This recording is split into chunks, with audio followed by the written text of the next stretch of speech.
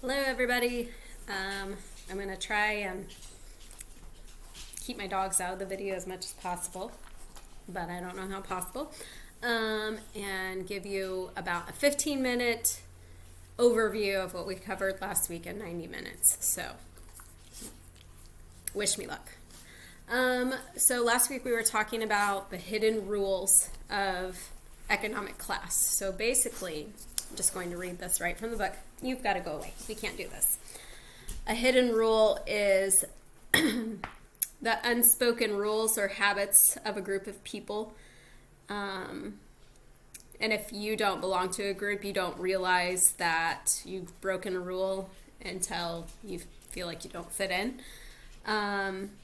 When you belong, you seldom have to explain what you say or do to people around you. They just automatically understand. For example, if somebody said they change their bed sheets every week, you automatically may or may not understand that hidden rule. Like if you had to explain yourself for why you change your bed sheets every week, you might not fit into that group of people that you're hanging out with. Does that make sense? I don't know. Maybe everybody changes their bed sheets once a week except for me, but I don't. So there you go. So this whole lesson is basically about the hidden rules for belonging in poverty, middle class, and the wealth class. And so I guess my experience and the thing that we can bring to the table is just our experiences from the classes that we've belonged to. So we're just going to jump right into that. One thing I do want you to think about, though, is just because, like, say, for example, I would be considered middle class now, and maybe changing your bed sheets once a week is a middle class thing. I don't belong to that middle class norm, right? So it's not like here's poverty, here's middle class, here's upper class, where it's these rules for this group of people and these. So it's all fluid. They all just kind of, this dog, blend together. So like one just leads right into another one. And there's some overlap, and there's some, because we all come from different backgrounds. So we take little pieces from where we grew up, and then we mix it with where we're at right now. You remember talking about a couple weeks ago how our parents came from different places, and maybe they grew up similar to the way you grew up, or maybe you have grandparents that were really poor, but things got turned around for you. So basically all this to say where and how we grew up affects the way we live now. And so it's not just like, there's not clear cut from one line to another. So I know that you don't have your books with you. Hold on just a second. Okay, so it's not a continuous line of poverty, middle class, sorry, my brain's not working right, and wealth. It's overflow. One leads into the other and kind of back and forth, whatever. Another thing that we have to remember is that poverty here in middle class Midwest America looks way different in the cities in America compared to third world countries. So poverty is relative. It just depends on where you're at, what the poverty is going to look like. Generational poverty is different than situational poverty. A lot of you have grown up in generational poverty, where this is the way your family's lived for many generations, and so it's pretty ingrained in you, that the way you live your lives, whereas situational would just be, something came up that caused your family to lose their wealth for a period of time, but you're working to get it back. And the way that you live is going to be different than somebody who's been in generational poverty. Some other key points real fast before we start looking at some other stuff is that these hidden rules, these ways that you live your life, you just take with you. They're just part of who you are, which I think I've already discussed a little bit. Second, actually number 7, it's not even second. Schools and businesses generally operate on middle class values. So we talked about last week how if you've ever had to go to a meeting at the school, sometimes you might be afraid to ask questions because you don't want to seem like you don't understand, but you really don't understand.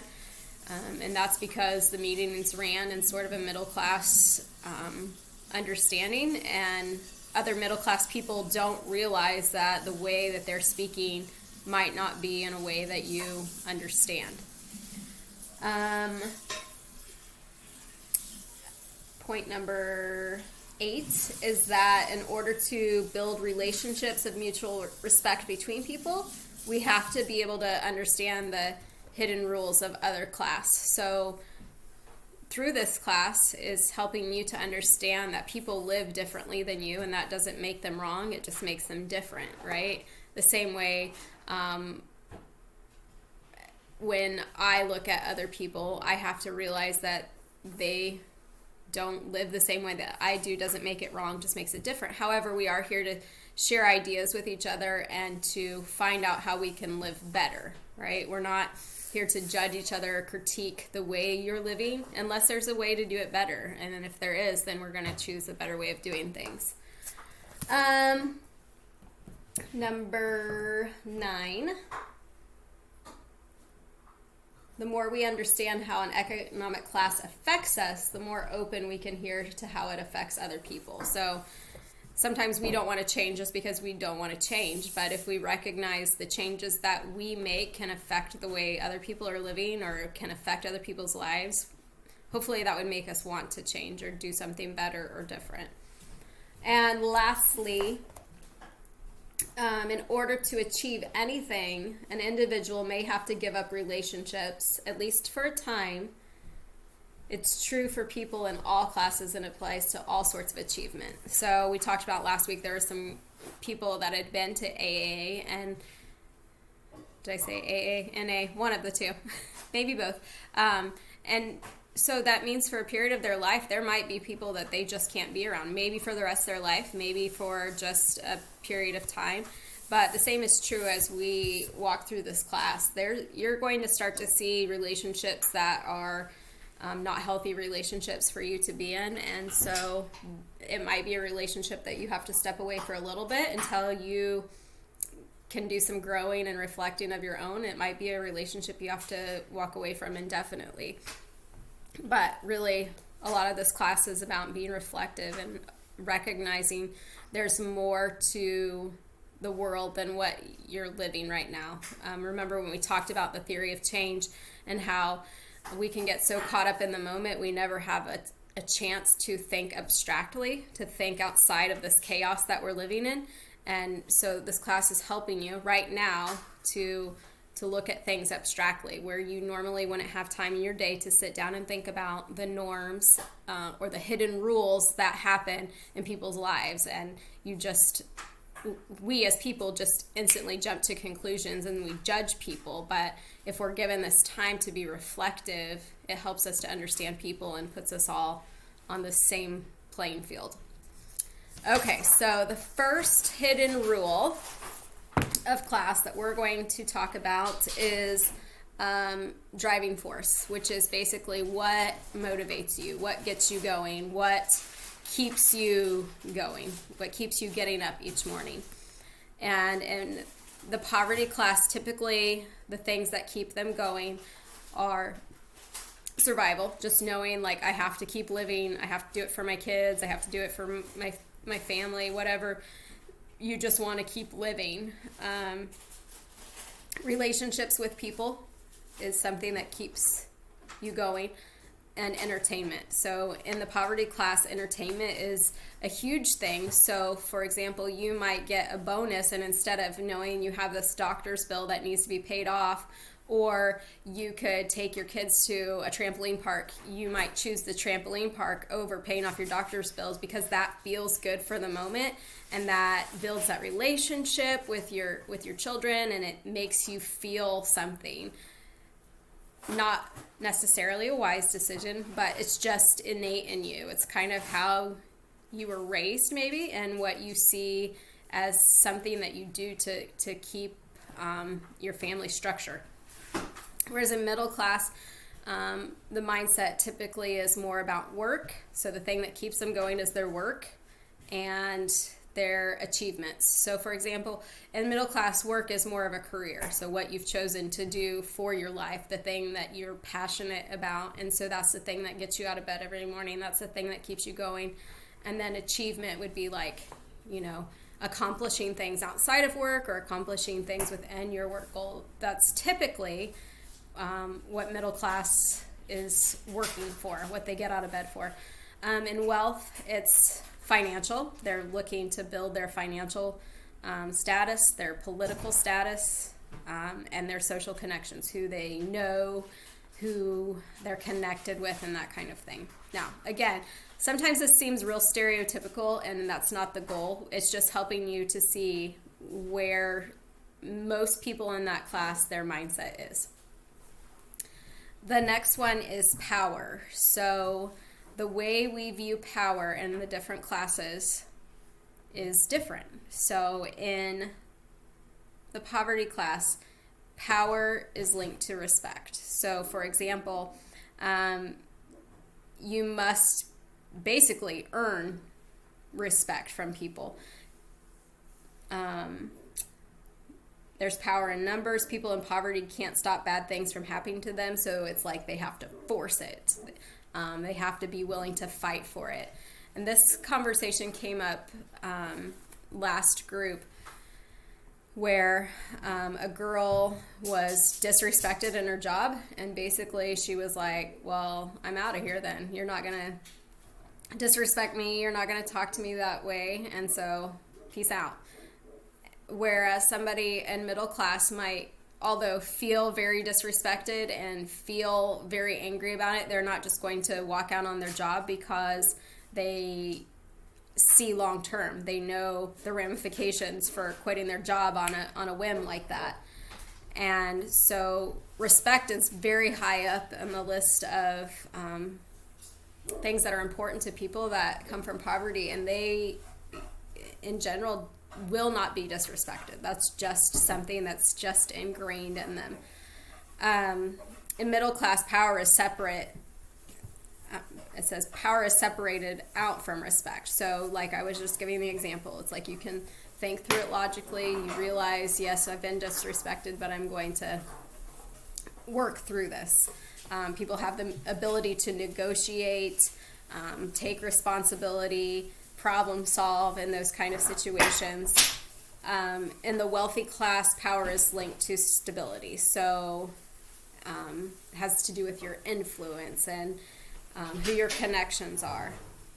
And then lastly, now we're going to cover 16 of these, but you're lucky we talked a lot last week, and so we only got through 3. So time. So in the poverty class, typically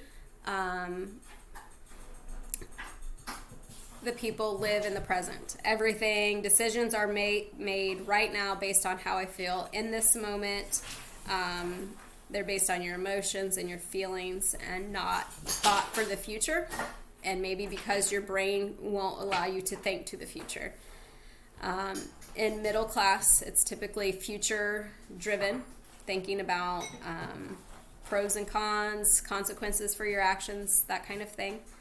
And then in the wealthy class, it's usually traditions and history and the decisions made partially based on tradition and decorum of the family. So we use the example, and I said I didn't have any personal connection to this, but like you see on TV where like a grandfather went to Yale University, and so then the son went to Yale, and then the grandson is expected to go to Yale, and it's just kind of like this, keeping the family name alive and keeping that tradition alive. And just because I have not been in a situation like that, I don't completely understand that the hidden rules of that class. It makes it difficult for me to not be judgmental about it. It seems real, hoity-toity and uppity.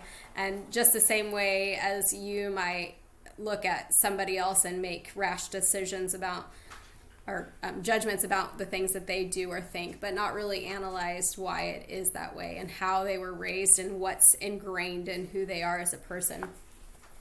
So here's your homework. I want you to think about some real life examples of driving force. And I hope you took some notes. And if you didn't, you're going to have to rewind, listen to me again, and write some things down. But what are some real life examples of something that's a driving force for you that maybe connects to what I was talking about? Maybe an example of how power is something that's really important to you, or maybe not as much. Where do you fall in that hidden rule of power? And then time. So I'll give you my examples and then we'll be done. So for driving force, one of the things was entertainment. Remember I talked about, taking your family to the trampoline park as opposed to paying your doctor bill. I was thinking about 4th of July. Seems to be a really popular holiday for people who typically are in poverty. It's very much about the entertainment, and so they'll go crazy buying hundreds of dollars worth of fireworks for a good time, a good show, the family, that kind of stuff. And not wise, but it's about the entertainment, right? And so that was an example that I've thought of. For power, I gave you the example of the girl just deciding to walk out on her job because she was disrespected. So power is just how you feel about respect and how it's earned and how you keep it. And then for time, so I think about going to college is a thought for the future. So that was kind of a middle class mindset. That's how I wanted to be able to support my family and to continue my education. And so it's how I chose to use my time after high school. So I want you to think of 3 specific examples of how you understand the hidden rules of driving force, power, and time. And I don't know who you're going to tell, but maybe somebody, maybe Lindsay or Mary or Amy you're checking in with, and I'll let them know what your homework is. All right, y'all. I'll see you next week. Have a nice rest of your week. And here's the dog again. Bye, guys. Oh, jeez, I can't even press stop.